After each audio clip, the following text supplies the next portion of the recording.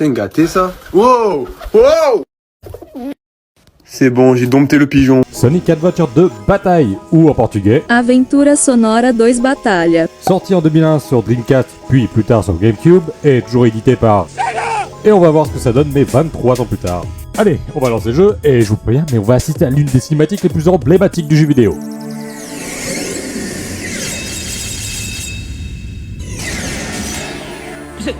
C'est de la merde. Oui, parce que si comme moi tu t'attendais à voir cette cinématique-là...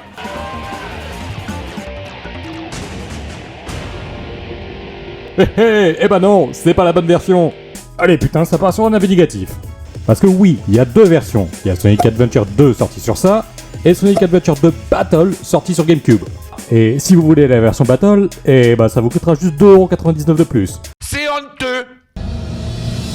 Bref, on lance le jeu, et comme pour Sonic Adventure 1, où on pouvait jouer le périple de plusieurs personnages jouables, Je vais t'enculer à sec. là, c'est pareil. Ils se sont juste pas pris la tête et ils les ont divisés en deux camps. T'as celui des héros et celui des ténèbres. Lequel je vais choisir? On incarne le docteur Omeuf, qui, comme à son habitude, fait une entrée assez distinguée. Ce dernier est à la recherche du projet Shadow, un projet top secret créé il y a plus de 50 ans par le professeur Gérald Robotnik, oui, c'est son grand-père, visant à créer la forme de vie ultime, mais qui n'est rien d'autre qu'un hérisson noir au final.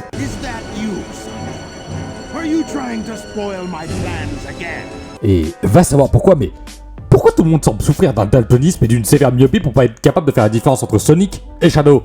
Il paraît que t'as des propos intolérables, où il n'y a pas de tolérance. Tu sais donc pas que c'est pas bien d'être raciste? Ok, puisque je vois qu'on peut pas discuter. Enculé de ta race! Pendant ce temps, du côté de Rouge, oui, c'est une chauve-souris avec des tchouches. Bref, ce conte de Cos pète accidentellement les monts de mer. C'est quoi ce cri sans déconner?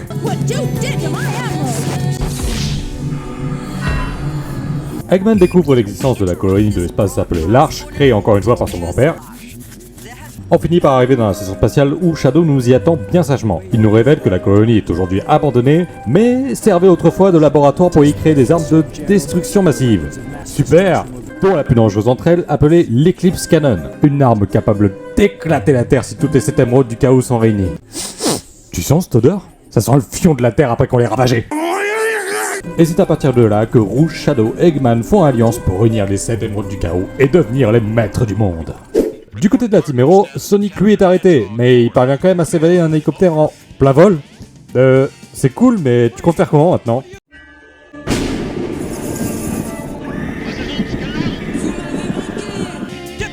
Je vais tenter un truc. Oh merde! Je suis pas sûr que ça soit la meilleure idée en fait.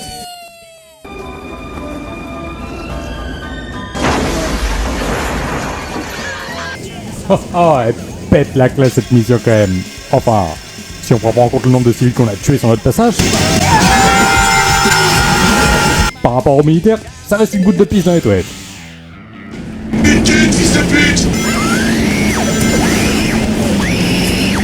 Bref, Sonic et Shadow se rencontrent et on découvre que Shadow est capable d'user des émeraudes du chaos pour se téléporter à sa guise.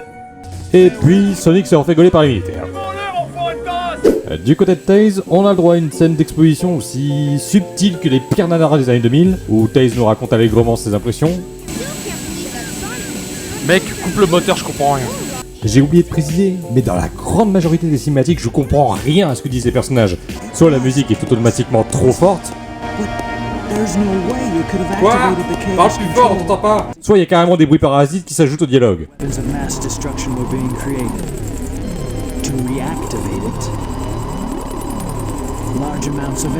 Putain, il est énorme ce moustique. C'est bon, je l'ai eu. Bref, on vient à notre secours et... Oh, pas toi, putain. Amy Rose is here. Eh ben nique sa mère, je préfère rester en tôle. Bref, Tails confronte Eggman dans la prison, et bah tiens, si on parlait des boss. Autant t'en as certains qui sont assez fun, mais putain t'en as d'autres.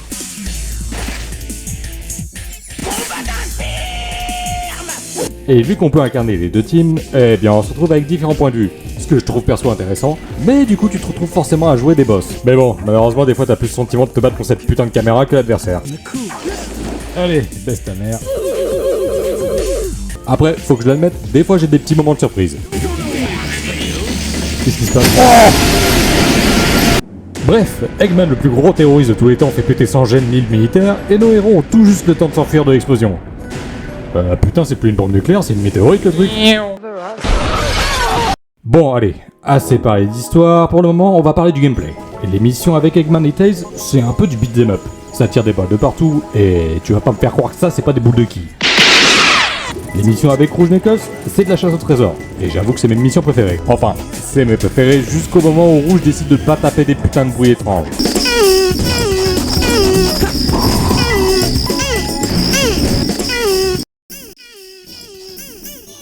Mais il va la fermer sa gueule! Dans ces missions-là, il nous faudra trouver 3 objets cachés dans un espace assez large pour les terminer. Plus ça bip, et plus on se rapproche de l'objet. Celle de Sonic et Shadow, c'est des missions de parcours où il faut atteindre le point d'arrivée. Et vu qu'on parle de Sonic, il y a de la vitesse. Et pour le coup, c'est assez bien réussi.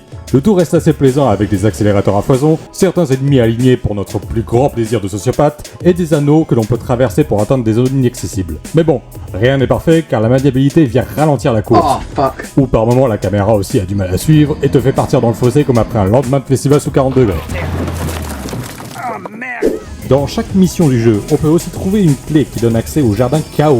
Alors, avertissement, l'abus du jardin Chaos peut comporter des risques d'addiction. Pour votre santé, prenez une douche au moins une fois tous les 2 jours et ouvrez la fenêtre.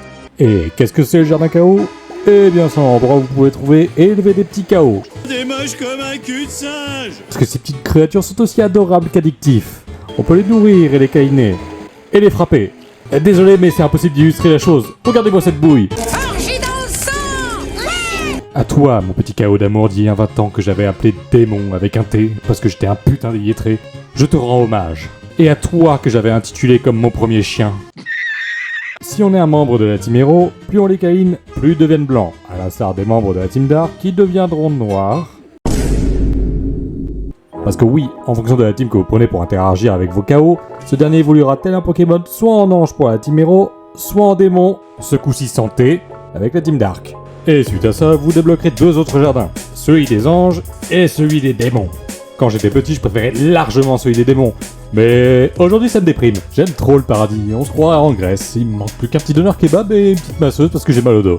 Et je mets le gare à gare. Mais vous savez à quoi ça me fait penser les chaos? Ça me rappelait Tamagotchi. Sauf qu'au moins les chaos, tu pouvais les faire courir comme des bons petits lévriers que t'avais dressés.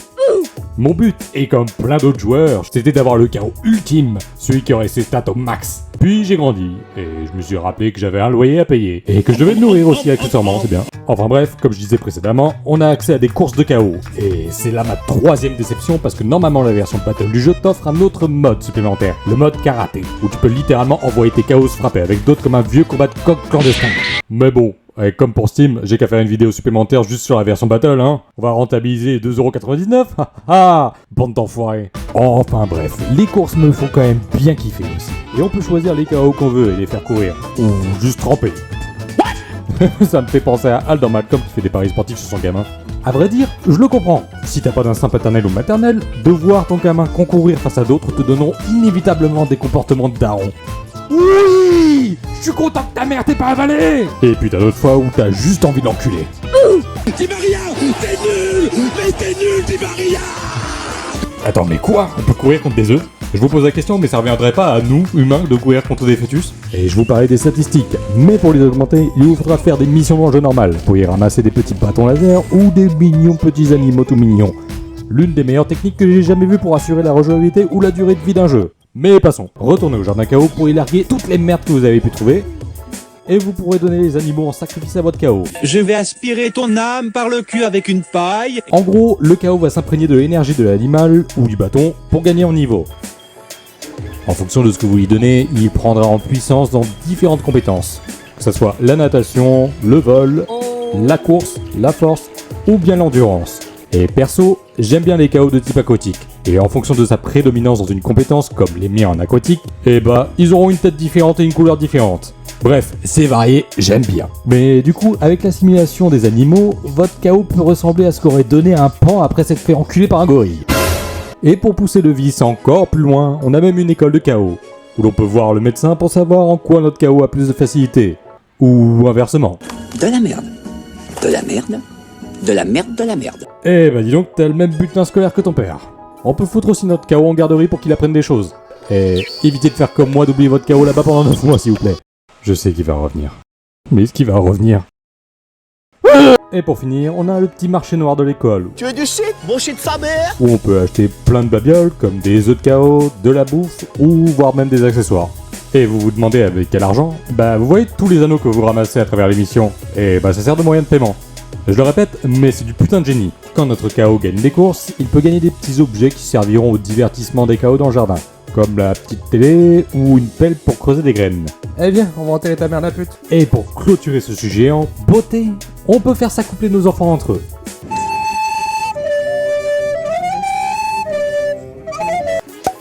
Toi, tu t'appelleras Geoffrey Baratheon.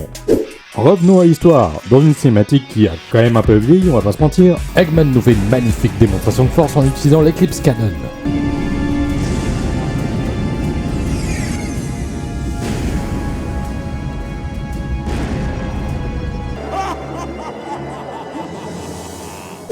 Let's Mero rattrape les méchants jusqu'à leur base secrète et oui, c'est bien dans une pyramide. Pourquoi pas, tu me diras. Bref, ici un filtre et à l'intérieur il trouve une fusée. Je sais pas quoi rajouter de plus à cette info. Bref, ils arrivent à rejoindre la station spatiale et enchaînement de péripéties. Eggman tente de fumer Sonic au calme, mais ce dernier arrive à survivre grâce au pouvoir du KO Control, le permettant de se téléporter et affrontement final entre tout le monde. Knuckles parvient à reconstituer l'émeraude de mer. C'est de toute beauté! Sonic et Shadow font un concours de qui a la plus grosse queue. Les héros parviennent à détruire l'Eclipse Cannon, mais Eggman lui parvient à rassembler toutes les émeraudes du chaos pour l'activer. J'adore rire. Sauf que... Et à partir de là, on débloque la fin du jeu. Mais comme vous vous en doutez, on a un petit plot twist. Parce que le grand-père d'Eggman, il a orchestré la fin du monde une fois que les 7 émeraudes du chaos se réunissent. Et cela afin de se venger de l'humanité responsable de la mort de sa petite fille. C'est joyeux. Parce que ouais, Maria s'est fait abattre par un militaire alors qu'elle tentait de protéger Shadow. Donc vous vous en doutez que ce dernier, il a une petite envie de la venger. Bref, sans hésitation, tout le monde s'unit pour empêcher l'arche de s'écraser sur la Terre. On arrive au cœur de l'arche où se trouve un temple de l'émeraude de mer. Mais à quelques instants près d'empêcher l'apocalypse de se produire, eh ben vous en doutez, ça part toujours en couille.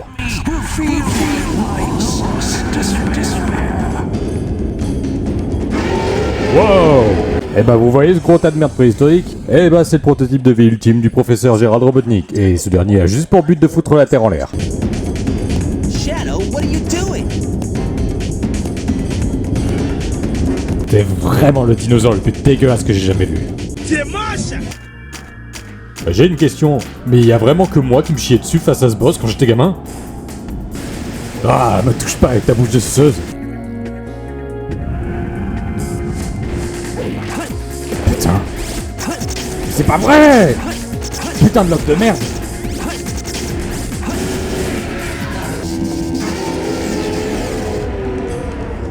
Le prototype se téléporte à l'extérieur de la station pour assurer la collision avec la Terre, mais Sonic et Shadow finissent par utiliser les 7 émeraudes du chaos et se transforment en Super Saiyan.